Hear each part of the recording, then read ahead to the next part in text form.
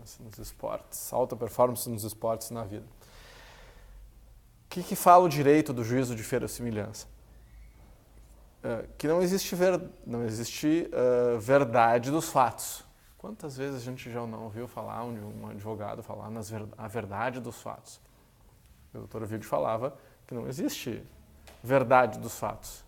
Existem fatos. E aí existem as verdades que se afirmam sobre os fatos. Então, só que como é que acontece no direito? O juízo de verossimilhança. Aquilo parece, é o que é. Não é assim que o juiz julga. Ele pega um monte de papel, ele não estava lá no fato, não estava presenciando.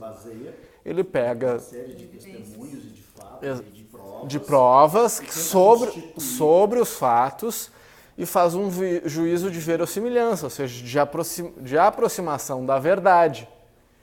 E sobre essa aproximação da verdade é que ele cria o juízo, ou seja, que ele decide. Onde que eu estudei isso na psicologia? Entre tantas coisas, mas que me marcou foi o estudo das falsas memórias. As falsas memórias o nosso cérebro, se ele não tem aquele dado, se ele não lembra, ele cria. Então tu não lembra qual é a cor do carro que bateu no outro. Tu vai dizer que é vermelho, a Gabi vai dizer que é azul, eu vou dizer que é verde. Porque se eu não lembro, o meu cérebro, e é uma memória real, só que ela é falsa. Então, o que parece é o que é. E o Castro estava falando que a rede se cria assim, que não existe mais a diferença entre o mundo virtual e o mundo... Estamos gravando, não tem problema. O negócio é gravar real. Não é a falsa memória. Não é a falsa memória aqui. Então, o Castro fala que hoje, principalmente as novas gerações, elas não distinguem mais o mundo real do mundo virtual. Isso é um problema psicológico. Como se o problema psicológico não fosse real. É um problema. Ele é real, Sim. Ele só é de um nível diferente. Esse é um problema emocional. Porque a gente está acostumado a pensar numa coisa que, se não for uma coisa concreta, não é real. Mas é real, tudo é real. Tipo a Matrix, né? O cara entra na Matrix. Então, essa vivência... Desculpa. Fala. Falou muito claro, falou que a gente estava falando do efeito placebo, né? Sim. Mas a consequência é real? Então, dá-me 2 placebo, então, porque eu vou querer... Né? Porque se conseguir tomar uma coisa, que era uma farinha, e eu conseguir atingir o resultado, que foi sanar o meu problema, a minha doença, eu quero mais placebo na minha vida. Dá-me doce. Desculpa, só... Não, mas é isso. A ideia... Então, o que isso tem a ver com o que a gente vai falar hoje? Lembra que a gente por que a gente compete? O que nos move? Qual é o significado da competição? O significado por mais que seja um propósito distante, uma coisa que a gente almeja, ele tem que ser real para nós. Ele não precisa ser... E aí, que a gente discute lá nos nossos estudos de estratégia, mas como é que tu mede a felicidade? Eles me perguntam, mas isso tudo não é tangível. Disse, não, mas dá para medir, simples. Toshio, de 0 a 10, quanto feliz tu tá hoje? Tô 9, 10. Pronto, é uma medição. Eu tava 9. Tu tá 10,5, né, Toshio? Daí quando eu pensei no Matheus, veio 10. 10 já, imediatamente. Então, como é que tu faz uma medição subjetiva? É uma percepção da realidade. E é mensurável. Medível é horrível, né? É mensurável. Como foi teu desempenho na última competição? O cara, ganhei. Tá, mas como é que foi teu desempenho de 0 a 10? Ganhei, mas meu desempenho foi 7. Tu vê? Tangível foi o quê? A medalha de primeiro lugar. Mas a percepção de realidade interna pode ter sido uma nota 7. Deixei o cara fazer isso, eu não devia ter feito isso, eu devia ter controlado, cansei demais. Exatamente.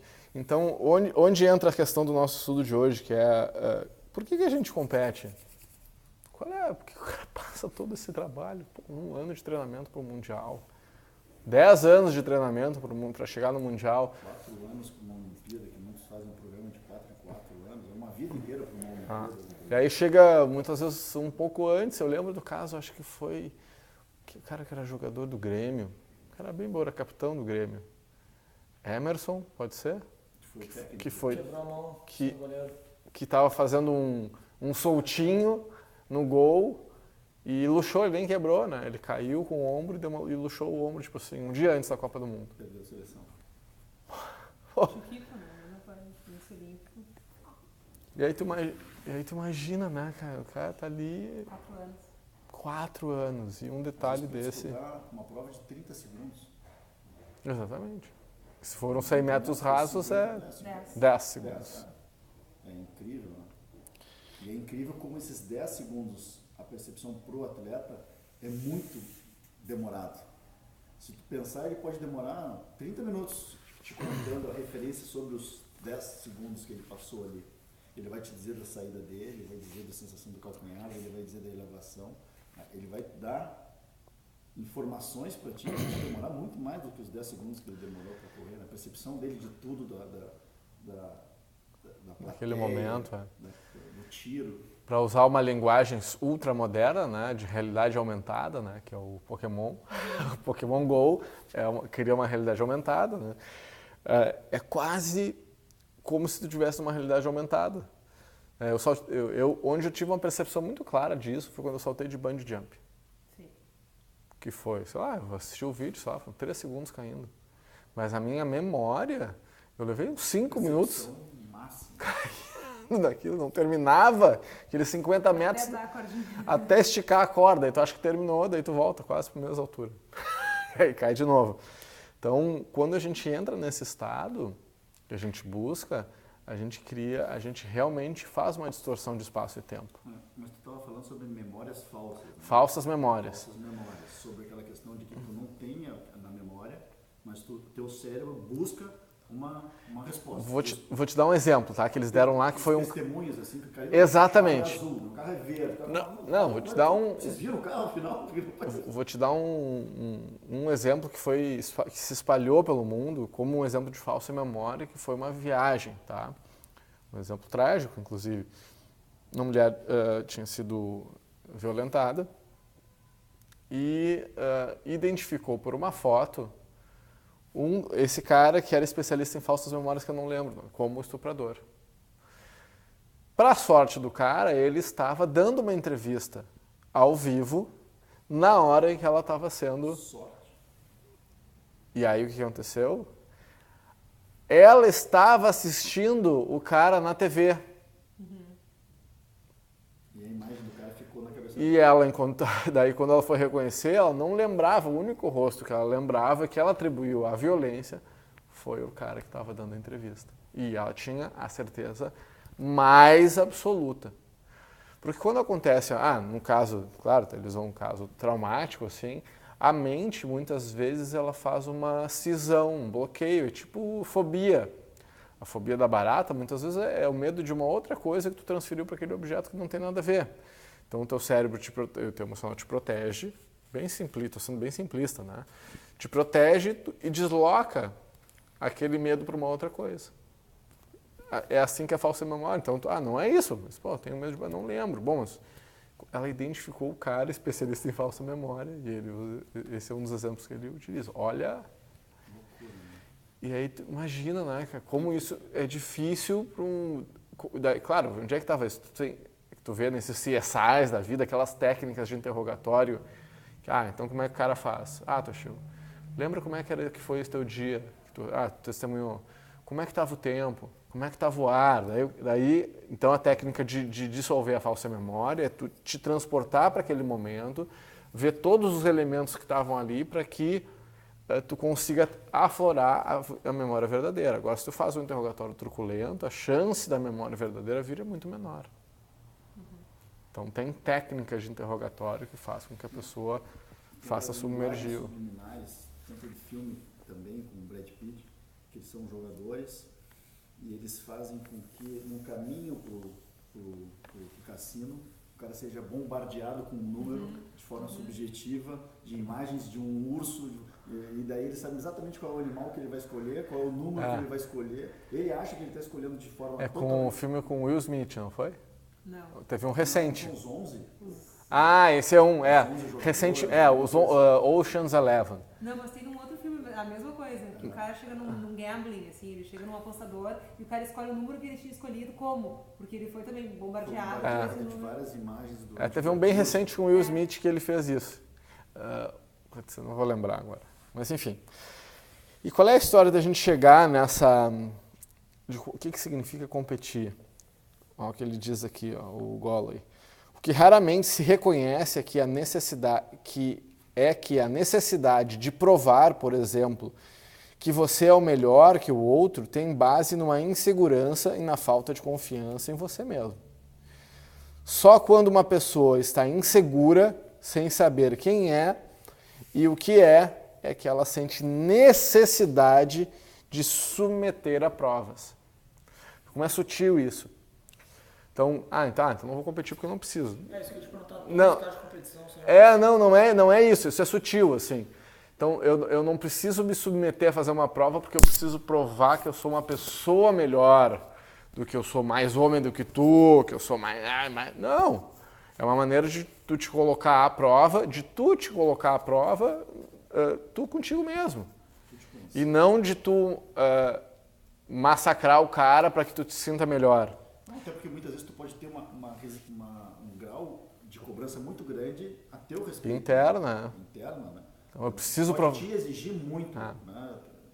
E não te contentar muito isso é uma grande qualidade por um lado, mas pode ser um grande problema por outro lado. É muito sutil essa linha. Então por medo de perder, aquela história, cara, por medo de perder, então eu desisto antes, porque eu sei que eu vou perder. Não, cara, vai até o final. Vai até o final. É um fraco, é um inseguro, então eu prefiro não competir. Não. Não é assim. Então não é o fato que tu vai ser o número 1 ou o número 2 que vai fazer que tu seja melhor ou pior. Pô, tu fez o teu melhor ali, tu chegou em primeiro, beleza. Se tu tirou segundo ou tu perdeu, isso não vai te definir o teu caráter ou te definir como pessoa. Vai ser mais um elemento da tua vida. Mas muitas vezes a pessoa tem aquilo como sendo... Entra em depressão. Entra em depressão. Então, mas pode ter muita gente que tu pode usar isso, tu pode identificar isso e trabalhar. Tá? Então é muito sutil, assim. Uma coisa é tu fazer porque tu quer, porque isso te move, porque isso está dentro de ti, ou porque tu precisa provar que eu sou melhor. Será que tem que ser assim? Pode até, algumas pessoas utilizam isso como motor, como drive. Mas será que é isso que a gente quer para a vida? Será que o significado... lembra do faro do Zé Mário, né? O cara não vai voltar para o octógono. Então essa vontade de... Não vai ter mais graça a vida? Não pode... Então tu perdeu a tua vida porque tu não volta mais para o octógono, não tem mais aquela sensação, tá? Então, quando a competição é usada com esse fim, como meio de projetar uma imagem para os outros... o pior de uma pessoa aparece. Então, quando eu não estou competindo por mim, porque eu quero me superar, quando é o cara que faz balãozinho, mas não faz gol, né? Que é o cara que dessoa no time, né? Eu estou jogando para a torcida, eu quero aplauso, mas se ganhar... Não, tu tem que estar imbuído do espírito, do esporte coletivo do time. Estou aqui junto, né? Com os meus, eu não estou fazendo isso para a torcida, estou fazendo isso porque isso tem um significado, porque eu tenho a oportunidade de ser o exemplo. Sou um pouco radical quanto a essa questão, por exemplo, dos vários atletas que são celebridades fazer propaganda de bebida alcoólica. Eu entendo, tá? Mas eu acho muito... Para mim é bem desconfortável. Eu não acho legal. Assim. Figura pública, né? Figura pública. E daí o cara vincula que o cara que bebe aquela bebida alcoólica é campeão, ou é o cara bom. Virou o suco Gabriel. Exatamente. É comportamento, é normal. Se eu atingir aquilo, eu vou fazer isso. Exatamente. Ou usar drogas, ou sei lá o quê. Roberto Carlos, que é vegetariano, fazendo propaganda de carne. Então tem várias... Não, essas modelos aí, nenhuma usa. Vai usar os modelos, tipo a Gisele Bündchen vai usar a Eusébio de L'Oréal. Não usa aquele shampoo, né? Usam com apropriado pro DNA dela, né? Tu vê a maioria dos artistas artistas que fazem propaganda de cerveja, eles não bebem a cerveja. É. A maioria deles, dá pra ver, eles pegam assim, fazem assim. Vocês lembram do... Assistiram o Forrest Gump, provavelmente, né? Sim, muitas vezes. O Forrest Gump, daí tem ele tinha aquele jeitão dele, era um pouco lento por algumas coisas, né? E aí, como ele era muito bom no ping-pong, chegou um cara ofereceu um patrocínio para dizer que ele jogava com aquela raquete. E, sei lá, uns $15 mil, imagina 50 anos atrás. Eu disse que não ia fazer, porque eu não jogo com aquela raquete. Simples. Daí minha mãe me ensinou que não tem problema a gente falar isso se for por uma boa quantidade de dinheiro. Tu vê que é uma coisa bem infantil, mas que traz essa questão da real, assim, né? Então, olha, ele, professor de tênis de muitos adolescentes, ele disse, ensinei muitas crianças e adolescentes que acreditavam que o seu valor dependia do desempenho no tênis e outras aptidões. Então, disso que a gente está falando. Então, eu não posso acreditar ou crer que o meu valor como pessoa está vinculado ao meu desempenho na natação, desempenho na luta. Mas com crianças é tão delicado. Claro que é. Então, as crianças criam esses heróis, né? Não. E os pais projetam nas crianças as suas frustrações. Então, assim, meu filho, parece assim, eu vou te amar mais se tu for campeão. Não, e é isso que a gente vem falando desde o início, nos primeiros capítulos ele fala, né, que pra gente não é tirar a competitividade da criança, mas não vincular, usar menos o bom e o ruim, para que não, então se tem um bom, tem um que é ruim, e se é ruim, eu vou ser menos amado. E aí começa todo esse desenrolar, né? Então, para eles, jogar bem e ganhar são muitas vezes questões de vida ou morte. Uma criança pode ser vida ou morte, aquele jogo, né? Estão constantemente medindo-se em comparação aos seus amigos, usando as suas habilidades no tênis, ou outro esporte, como padrões de medida. É como se alguém acreditasse que só sendo o melhor, um vencedor, pode merecer o amor e o respeito que procura. Por isso que é tão delicado isso. E claro que é normal, né, Matheus? E claro que isso é o mais comum. Por isso que a gente faz o trabalho de autoconhecimento. Não, eu tenho uma experiência bem nítida falando isso, que tipo, eu competi, acho que todos os campeonatos que tinha até eu ser faixa roxa, assim. E aí uma hora eu falei, cara, não tem mais sentido eu lutar aqui no estado, e aí eu parei de lutar. Quando eu ia lutar, era muito contra gosto, e era mais pra fazer uma pilha, assim, pra um aluno meu, pra uma equipe de competição que eu tava tendo, mas era muito desconfortável. Então eu comecei a ver que eu tinha os meus melhores desempenhos quando eu lutava fora, não pelas pessoas que estavam assistindo, mas sim por ser um campeonato de alto nível, assim, de ter um propósito pra mim. Eu tô lutando com os caras que são bons, assim, que é mais ou menos o propósito que eu tenho. Então isso era bem nítido pra mim. Toda vez que eu tentava lutar para ter algum fim, assim, de aparecer, era muito desconfortável. Aí tu vê, e como é que ele segue aqui? Que nesse processo de medir a si mesmo em relação aos outros, segundo a habilidade, como se aquela habilidade técnica te fizesse uma pessoa melhor, o verdadeiro e incomensurável valor de cada um frequentemente é desprezado. Então, a pessoa valoriza um idiota que tirou o primeiro lugar e não valoriza o cara que é bom, mas que tirou o segundo. Que tem valores virtuosos. O cara é campeão. O exemplo que eu dou agora é do Nick Diaz e do Conor McGregor. Eu falei na última aula assim, que perdam os dois, eu não sei por quem eu vou torcer. Porque, eu não sei qual é claro que aquilo tem show business e tal, mas a atitude deles frente à arte marcial, que para mim é uma coisa sagrada, é muito desagradável. Só que tem público, dá público e coisas do gênero. Então, até o dar público também é uma coisa. Exatamente. Não, notícia ruim da Ibope. Então, só bota notícia ruim porque eu quero. Exatamente. Então, tem a propaganda do Carefree e daí vem as notícias ruins. Mas sabe, tô vendo que pegando um gancho disso, como professora de criança, eu sempre digo o seguinte, a gente cobra empenho, não desempenho, né? Ou seja, é que pegando o gancho disso aí, o cara tem que se empenhar. Se ele vai desempenhar depende de variáveis externas, né? Do outro competidor, do campeonato, das condições do E jogo. a atitude dele. Atitude, Mas tu cobra empenho, tu não exato. cobra desempenho. O resultado vai com dom, vai do biotipo. Vai... E a gente não precisa ser, eu concordo contigo, esse tem que ser a largada. Porque pouco a pouco a gente tem que ver se só de amor a gente não vive. Então tu tem que ter empenho, mas tem que ter resultado. Mas não é só o resultado, ou qualquer coisa serve para ter resultado.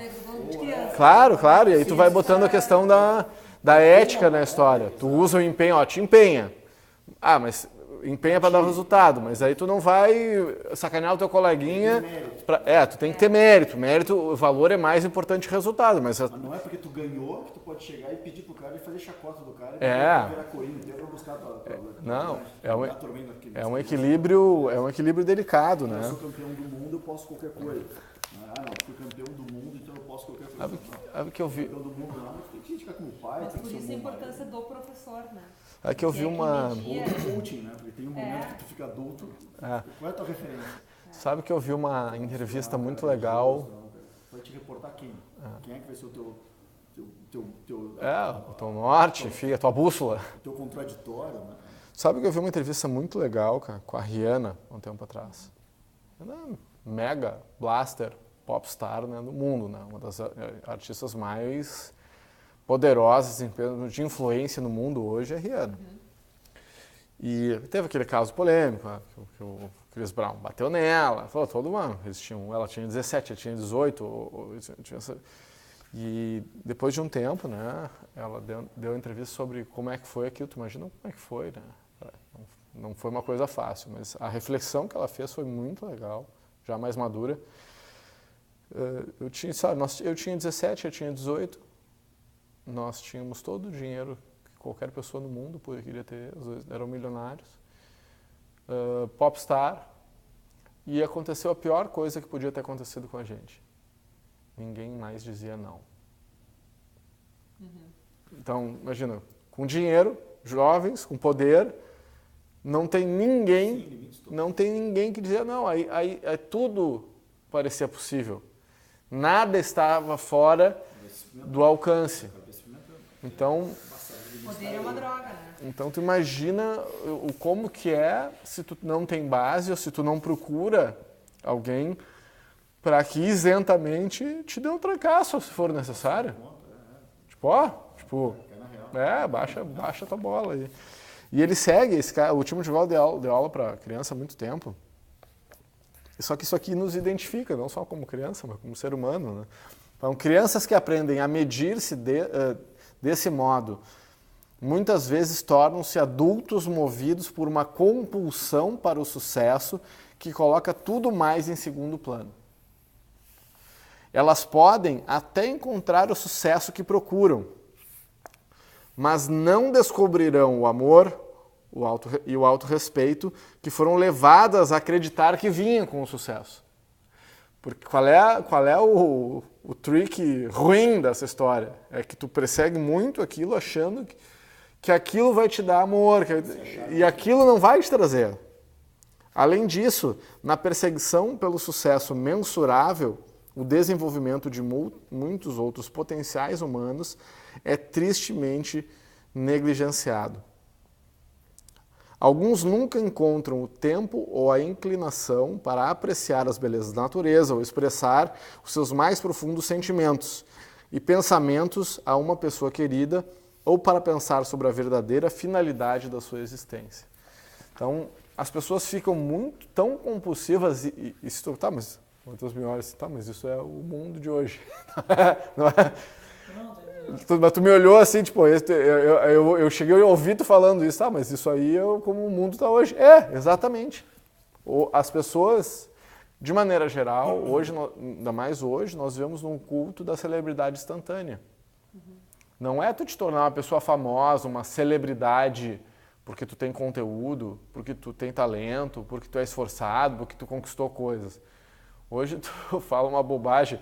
Hoje, saiu na 0 Hora de hoje, o cara virou viral, o tal do Jair. Milhares de visualizações. porque ele apareceu de papagaio de pirata numa festa e estava tentando reconquistar a namorada. Enfim, procurem na 0 Hora lá. O cara virou celebridade instantânea, porque apareceu de papagaio de pirata numa foto.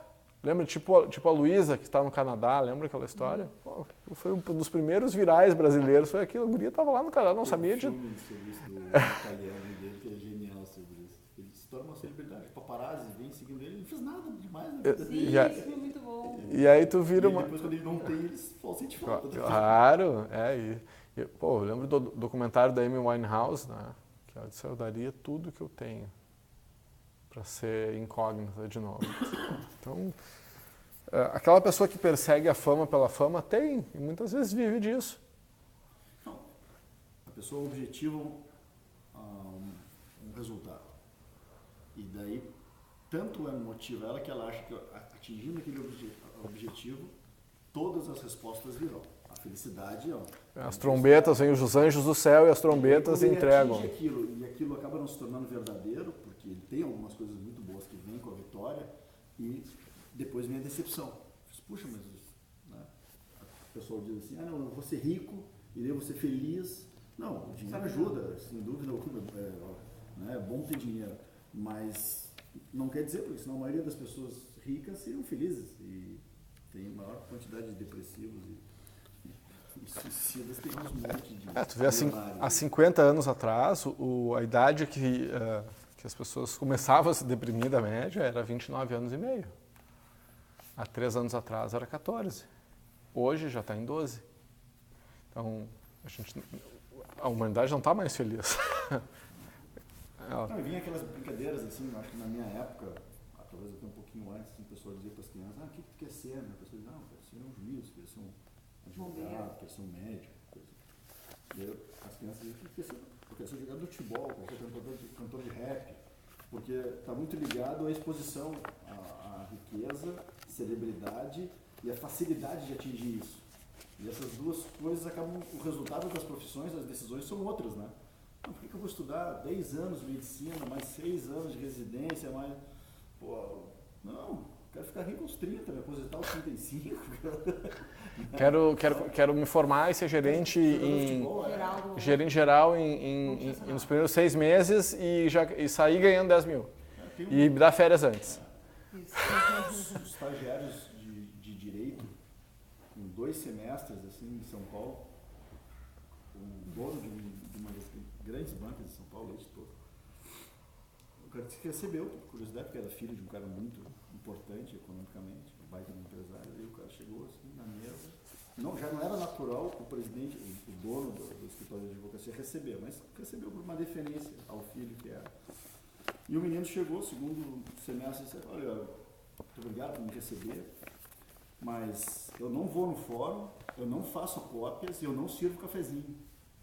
O cara chegou já deixando bem claro o que ele não faz. E de uma maneira até caricata, que isso está cada vez mais acontecendo. Só que aí o que está? Nós vamos, de alguma forma, ter que compreender isso e ver de que forma que nós vamos lidar com essas pessoas. Claro. O cara quer ser faixa preta com menos de 10 anos. O cara quer, né, com 1 ano de yoga, ele quer ser estrutura.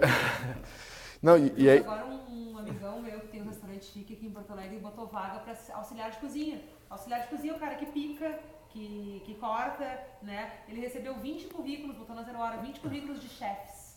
O cara se formou ontem e virou chefe. Não se sujeita a chefe com 13 meses de curso. Tipo assim, ele, pô, eu tô há 15 anos estudando. Isso cada vez mais. E aí, qual é a nossa... Porque essas pessoas estão aí. Não, tem a parte deles, mas tem que ver como que nós vamos lidar com isso. Porque cada vez mais vão ter pessoas que não querem nem ter carro próprio, que não querem, que vão alugar, que não vão comprar, querem uma vida mais efêmera. Tem um monte de coisa. Por que ter apartamento? Não preciso ter apartamento, me tranca. Por que ter carro? Tem várias coisas aí que estão acontecendo e que nós vamos ter que, em vez de ficar resistindo e brigando com isso, nós vamos ter que compreender e tocar aquelas pessoas que, bom, tu quer ser faixa preta? Não, são 10 anos, cara. Tipo, da real, não... Segunda aula aqui, quer atingir essa marca. Aí. Exatamente. Samadhi Samadhi rápida, só ali na Barbarella. Tem um sanduíche que chama Samadhi, vai ali. E aí tu vê como o Timothy Goley é um cara diferenciado, porque ele era yogi, né? O Timothy Goley. E daí, sabe, quando eu comecei a aplicar os conhecimentos e princípios do yoga ao ensino e ao jogo de tênis, tornei-me não competitivo. Mas olha como é que ele segue. Em vez de tentar ganhar, decidi tentar em fazer o jogo bonito e excelente. Então, eu não queria te matar, mas eu queria que o que eu tivesse a excelência, ou seja, o que eu estou fazendo seja o melhor. Então, que o ganhar fosse um desdobramento da minha excelência. Em outras palavras, comecei a pôr em prática uma forma de jogar ainda mais pura, que caracteriza, daí ele tem, a gente não chegou a entrar nisso, os perfis dos jogadores ou do jogo, como o jogo perfeito. Mas aí eu treino muito assim, no meu movimento ser o mais correto possível, mas o que tu falou na aula passada ficou muito na minha cabeça, assim, do não jogar sempre tão seguro, entendeu? Do risco e retorno, exatamente. Mas isso é muito mais uma vivência interna. É tipo, tu te arriscar. Pô, porque tu vai buscar fazer o melhor jogo possível, mas nem sempre tu vai fazer. Agora, como é que tu vai... Lembra do gráfico? Como é que tu tem que ir um pouco mais na ruim para tentar aumentar a tua técnica? E é dinâmico isso, nunca é uma coisa estática. Um campeonato que não seja importante para arriscar. mas ontem eu estava falando Admite com tirar o a segundo lugar. Instituto de Medicina do Esporte. Não sei se isso tem mais... Não, vamos lá. Aplicabilidade, porque estamos conversando sobre suplementação. A suplementação de um aminoácido, que era importante, eu suplementar esse aminoácido, mas que eu deveria suplementar de um período de base, eu deveria deixar de suplementar ele, porque daí o meu organismo sem esse suplemento, eu ia voltar a produzir lactato de uma certa forma, e essa produção de lactato ia fazer com que eu tivesse o cansaço e aprendesse a treinar sobre esse desgaste do lactato comigo, e daí depois, 3 semanas antes da prova, eu voltaria a suplementar para poder ter betalanina. Mas, especificamente daí, antes do campeonato, eu voltaria. O que eu estou querendo, mais ou menos, fazer um link? Que tu sabe assim, falei, meu Deus, eu vou tirar esse aqui, tô fudido, velho. Tá ligado? Entendeu? Sim. Então, mais ou menos, eu sou bom aqui. Mano, esse eu não vou trabalhar, já que eu sou bom, então eu vou ganhar no que eu não sou bom. Né? Basicamente, é surpreender um adversário que queira ganhar muito de ti, o cara vira obcecado, e ele começa a ver que ele tem que aprender a fechar daquilo ali. Se ele fechar de ti naquela ali, ele vai travar o teu jogo. Tô só pensando assim, né? Um cara que fica obcecado e começa a ver todas as tuas lutas e queira te derrubar, e diz assim, poxa, mas se eu sou bom aqui, eu vou fechar o Matheus. E para te complementar como um grande lutador, ainda maior do que tu já és, seria justamente tu buscar sair da zona de conforto, né? E administrar a possibilidade pra nós é fácil de aqui, não né? ganhar. Para nós Não, sim, Fora do tatame. A questão do jogo mais perfeito, que às vezes o teu movimento mais correto não é aquele que vai trazer o melhor resultado. Tipo, beleza, tu já tá 10, 12 a 0, tua transição certa seria... Tua transição segura seria, por exemplo, eu avançar pra uma montada toda, não, mas o cara dá aquele bote pra finalizar. E a maioria das vezes, tu vai errar o bote, mas é sensacional quando o cara acerta. Claro, mas vai muito contra ao seguro, entendeu? Ao mais claro, correto. mas a excelência... Nocaute, assim. Tava ganhando a luta por ponto, plum. Mas excelência não tem a ver com uma excelência exclusivamente técnica, ou seja, de tu fazer o melhor movimento. É algo mais profundo, é de tu fazer o que tem que ser feito. Se é a hora de dar o bote, se não é mais tecnicamente correto, isso é o que tu tem que fazer para que tu consiga o resultado. Né? Oi? Deixar o instinto exatamente, soberano. Não é o play safe, mas tu quer entre o primeiro e o segundo, o play safe ali foi o que perdeu. Agora, o que eu trago aqui para a gente entender, porque a gente não pode cair nisso daí só para fazer jogo bonito e uma excelência e acabar ficando um jogo blasé, que pode ser um risco. Mas a gente tem que entender que não é só através da raiva que a gente vai ganhar o primeiro lugar, que não é a única forma, que é matando o teu adversário que tu vai ganhar. Inclusive, na arte marcial é muito fácil de tu ver isso, quem fez arte marcial, porque o teu adversário é o teu maior companheiro. Porque tu só existe enquanto lutador se tu tem um oponente. Então, qual é o dever do teu adversário? Isso foi dos meus insights. O dever do seu adversário é criar as maiores dificuldades para você. O dever dele, o teu dever como meu adversário, quando a gente estiver lutando, não é tu imprimir o máximo de dificuldade para mim para que eu melhore. Mas cuidar para não chegar numa frustração do cara também. Não, exatamente. Mas tu entende que a dialética muda? Eu te encaro, o meu oponente, como alguém que está me ajudando a evoluir. Muito o que tu buscava fora daqui. Tu buscava oponentes que te desafiassem muito. Né? Pô, quanto tu melhorou depois que os caras pegaram teu pé? Entende? É isso? Pô, começaram a pegar os caras te deram a oportunidade de tu te tornar um lutador mais completo. Às vezes dessa questão do pé foi por estar jogando seguro. No brasileiro que eu perdi, tava 10-0 pra mim. 10-0, faltando 3 minutos. Poderia ter finalizado antes, poderia ter saído um pouquinho da zona de conforto, mas se ficar ali, não, tá tranquilo, é assim, tá no ritmo, tá bom. É uma luta só, 10 minutos. Faixa preta adulto, 10 minutos. Maior eternidade do mundo. Assim, ó. Não, esses 10 minutos, eles nunca terminam. Não termina não. Minha primeira luta de faixa preta, eu tava assim num ritmo físico muito bom, acelerei. Segura. Nada, aquela respirada assim, falei, comecei a cansar ali pra fora, falei, tava assim, não tinha placa eletrônica, quanto falta? Falei, falta 7,5, velho. Meu Deus, velho. Horror, eu não sabia que era isso. O Metamores, né, que os Gracie criaram um campeonato de grappling muito legal, que é o Metamores, que se não me engano são 20 minutos. É 1 de 20. Se empata, ninguém ganha. Só ganha se tu ganhou. E não tem... E finalizando. Então não tem ponto, é só finalizar e são 20 minutos. De wrestling? De jiu-jitsu, é submission, sem kimono. Tem de kimono também. Olha como ele fecha... Como ele fecha esse parágrafo aqui. E eu acho que a gente vai acabar terminando na próxima aula isso aqui. Você não precisa tornar-se um matador para ser um vencedor. Você apenas precisa perceber que matar não é o nome do jogo. Hoje disputo todos os pontos para ganhar. Então, isso é uma coisa interessante de quem nunca ganhou muita coisa, que foi o meu caso. Eu entrava todos os campeonatos, ou toda a luta que eu entro, eu não me preocupo com ponto.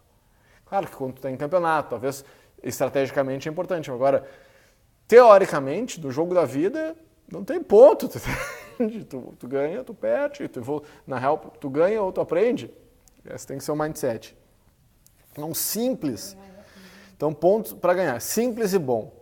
Minha preocupação não é ganhar ou perder a partida, mas fazer o maior esforço em cada ponto, porque percebo que este é o verdadeiro valor do jogo. Ou seja, que cada momento, ou cada ponto que tu faz, seja resultado de foco, de esforço, de empenho muito profundos. Esforçar-se ao máximo não quer dizer deixar que o corpo se empenhe demais. Ou, na real, que a mente se empenhe demais, que a mente se esforce mais, que ele fala em ego 1, que é a mente. Empenhar-se demais significa concentração, determinação e confiança no seu corpo para deixar acontecer. Fecha, já retoma aquele assunto lá do início.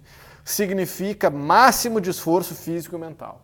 Ou seja, o playing safe, né? Você não, cara, deixa no tatame, não vai para casa com nada. Te esgota ali no melhor sentido possível. Não, deixa ali, deixa o teu sentimento, deixa o teu esforço. Pô, te preparou um ano para o Mundial, cara, não vai para casa com a sensação de que tu podia ter feito mais. Ganhando ou perdendo. Então, no ponto em que está dando o máximo, o corpo fica mais apto a substituir o jogo da mente pela incomparável beleza do jogo inconsciente. A gente falou muito sobre isso, deixar aflorar, né? Eu tenho uma dúvida depois. Tá. E aí ele tem uma alta percepção da unidade dos jogadores e do jogo. Novamente, a competição e a cooperação tornam-se uma coisa só. Ou seja, Claro que ele está falando de uma coisa sublime aqui, né? Onde tu e o teu adversário e a competição são uma coisa só e tu vai dar o máximo Eu tenho na natação, um testemunho de um grande atleta, campeão sul-americano, que teve durante a vida inteira dele um grande adversário.